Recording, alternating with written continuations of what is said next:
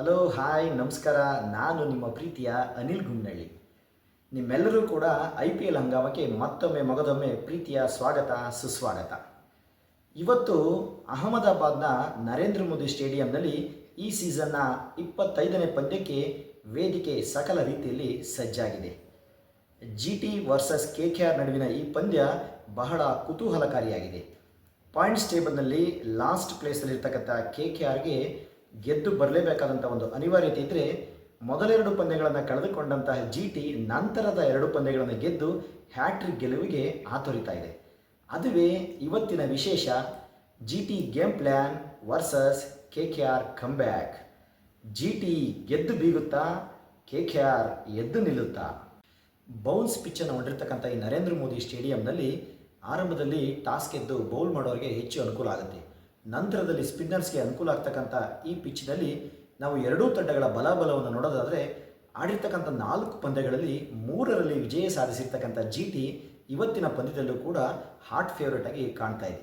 ನಾವು ಎರಡೂ ತಂಡಗಳ ಪ್ಲೇಯಿಂಗ್ ಇಲೆವನನ್ನು ನೋಡ್ತಾ ಬರೋದಾದರೆ, ಯುವ ನಾಯಕ ಶುಭಮನ್ ಗಿಲ್ ಮುನ್ನಡೆಸ್ತಾ ಇರ್ತಕ್ಕಂಥ GT ತಂಡ ಈಗಾಗಲೇ ಆಡಿರ್ತಕ್ಕಂಥ 4 ಪಂದ್ಯಗಳಲ್ಲಿ 2ರಲ್ಲಿ ವಿಜಯವನ್ನು ಸಾಧಿಸಿರೋದ್ರಿಂದ, ಆದರೆ ಇಲ್ಲಿ ಬಹಳ ಮುಖ್ಯವಾಗಿ ನಾವು ಗಮನಿಸಬೇಕಾಗಿರೋದು, ಕಳೆದ IPLನಲ್ಲಿ ಅತಿ ಹೆಚ್ಚು ರನ್ನನ್ನು ಗಳಿಸಿ ಗ್ರೇಟ್ ಬ್ಯಾಟ್ಸ್ಮನ್ ಅಂತ ಹೆಸರುವಾಸಿಯಾಗಿರ್ತಕ್ಕಂಥ ಸುದರ್ಶನ್ ಅವರು ಈ ಬಾರಿ ವಿಫಲರಾಗ್ತಾ ಇದ್ದಾರೆ. ಶುಭ್ಮನ್ ಗಿಲ್ರವರು ಈಗಾಗಲೇ 185 ರನ್ಗಳನ್ನು ಗಳಿಸಿ ಆ ತಂಡದ ಲೀಡಿಂಗ್ ಸ್ಕೋರಿಂಗ್ ಬ್ಯಾಟ್ಸ್ಮನ್ ಆಗಿದ್ದಾರೆ. ಅವರಿಗೆ ನಂತರ ಬರ್ತಕ್ಕಂಥ ಜಾಸ್ ಬಟ್ಲರ್ ಅವರು ಉಪಯುಕ್ತವಾದಂಥ ಬ್ಯಾಟಿಂಗನ್ನು ನೆರವೇರಿಸಿ ಈಗಾಗಲೇ 2 ಅರ್ಧಶತಕಗಳನ್ನು ಬಾರಿಸಿದ್ದಾರೆ. ಆ ನಂತರದಲ್ಲಿ ಬರ್ತಕ್ಕಂಥ ವಾಷಿಂಗ್ಟನ್ ಸುಂದರ್ ಇರ್ಬೋದು, ಹಾಗೆ ಗ್ಲೇನ್ ಫಿಲಿಪ್ಸ್ ಇರ್ಬೋದು, ತೆವೇಟಿಯಾಗೆ ಇನ್ನೂ ಹೆಚ್ಚಿನ ಅವಕಾಶ ಬ್ಯಾಟಿಂಗ್ ಮಾಡಲಿಕ್ಕೆ ಸಿಕ್ಕಿಲ್ಲ. ಇನ್ನು ನಾವು GT ಬೌಲಿಂಗ್ ವಿಭಾಗವನ್ನು ನೋಡಿದರೆ ಅದು ಕೂಡ ಹೆಚ್ಚು ಸದೃಢ ಅಂತಲೇ ಹೇಳ್ಬೋದು. ರಬಾಡ ಆಕ್ರಮಣಕಾರಿಯಾಗಿ ಬೌಲಿಂಗನ್ನು ಮಾಡೋದ್ರ ಜೊತೆಯಲ್ಲಿ ಉಪಯುಕ್ತವಾಗಿ ವಿಕೆಟನ್ನು ಕೂಡ ಗಳಿಸ್ತಾ ಇದ್ದಾರೆ. ಅಲ್ಲಿ ಬಹಳ ಮುಖ್ಯವಾಗಿ ನಾವು ಗಮನಿಸಬೇಕಾಗಿರೋದು, ಈ ಬಾರಿಯ IPLನಲ್ಲಿ ಪರ್ಪಲ್ ಕ್ಯಾಪ್ ಹೋಲ್ಡರ್ ಯಾರಪ್ಪ ಅಂದರೆ ಪ್ರಸಿದ್ಧ ಕೃಷ್ಣ. ವೇಗದ ಎಸೆತಗಳನ್ನು ಹಾಕೋದ್ರ ಜೊತೆಲಿ mixing delivery, slow yorker, slow bouncer ಹಾಕೋದ್ರ ಮೂಲಕ ಈಗಾಗಲೇ 10 ವಿಕೆಟನ್ನು ತೆಗೆದುಕೊಂಡವರು ತಂಡದ ಗೆಲುವಿನಲ್ಲಿ ಪ್ರಮುಖ ಪಾತ್ರವನ್ನು ವಹಿಸಿದ್ದಾರೆ.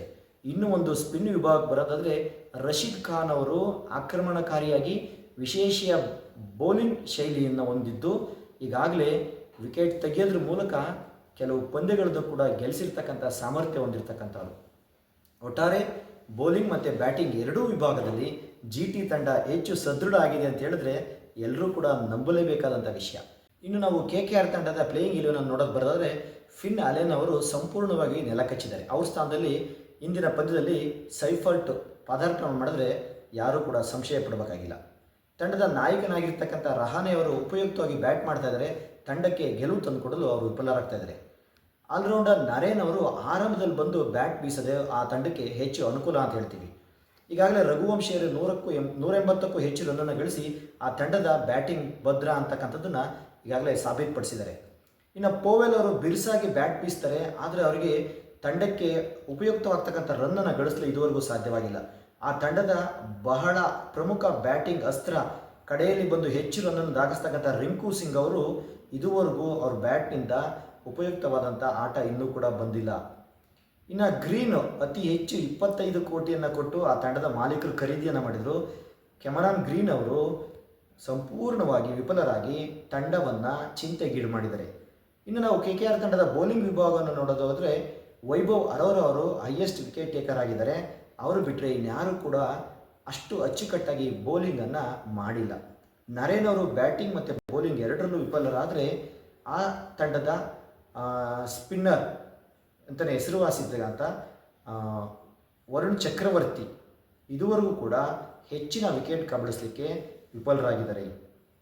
ಇನ್ನು ಮತ್ತೊಬ್ಬ ವೇಗದ ಬೌಲರ್ ಆ ತಂಡದಲ್ಲಿರ್ತಕ್ಕಂಥ ತ್ಯಾಗಿ ಅವರು ಉಪಯುಕ್ತವಾಗಿ ಬೌನ್ಸರ್ ಮೂಲಕ ಎದುರಾಳಿ ಬ್ಯಾಟ್ಸ್ಮನ್ಗಳಿಗೆ ದುಸ್ವಪ್ನ ಆಗೋ ರೀತಿ ಕಾಣ್ತಾ ಇದ್ದಾರೆ. ಅದರ ವಿಕೆಟ್ ಗಳಿಸಲಿ ಅವರು ಕೂಡ ವಿಫಲರಾಗಿದ್ದಾರೆ. ಒಟ್ಟಾರೆ KKR ತಂಡ ಆಡಿರ್ತಕ್ಕಂಥ ಎಲ್ಲ ಪಂದ್ಯಗಳಲ್ಲಿ ಸೋಲನ್ನು ಗಳಿಸಿ ಪಾಯಿಂಟ್ಸ್ ಟೇಬಲ್ನಲ್ಲಿ ಕಡೆಯ ಸ್ಥಾನದಲ್ಲಿರೋದಕ್ಕೆ ಆ ತಂಡದ ಆಟಗಾರರ ಸಂಪೂರ್ಣ ವಿಫಲ ಅನ್ನತಕ್ಕಂಥದ್ದು ಇಲ್ಲಿ ಎದ್ದು ಕಾಣಿಸುತ್ತೆ. ಹಾಗಾಗಿ ಇವತ್ತಿನ ಪಂದ್ಯ ನಾವು ನೋಡೋದಾದರೆ ಎರಡೂ ತಂಡಗಳಿಗೆ ಅತ್ಯಂತ ಉಪಯುಕ್ತವಾಗುತ್ತದೆ. ಈ ಪಂದ್ಯದಲ್ಲಿ ಒಂದು ಕೀ ಬ್ಯಾಟರ್ಸನ್ನು ನೋಡೋದಾದರೆ, ವೈಭವ್ ಅರೋರಾ ವರ್ಸಸ್ ಗಿಲ್. ಹಾಗೆ ವರುಣ್ ಚಕ್ರವರ್ತಿ ವರ್ಸಸ್ ಬಟ್ಲರ್. ಹಾಗೆ ಹೈಯೆಸ್ಟ್ ವಿಕೆಟ್ ಟೇಕರ್ ಆಗಿರ್ತಕ್ಕಂಥ ಪ್ರಸಿದ್ಧ ಕೃಷ್ಣ ವರ್ಸಸ್ ನರೇನ್, ರಬಡ ವರ್ಸಸ್ ರಘುವಂಶಿ. ಈ ಎಲ್ಲರ ಆಟವನ್ನು ನೋಡಲಿಕ್ಕೆ ಇವತ್ತು ಪ್ರೇಕ್ಷಕರಿಗೆ ಒಂದು ರಸದೌತಣ ಅಂತಲೇ ಹೇಳಬೇಕು.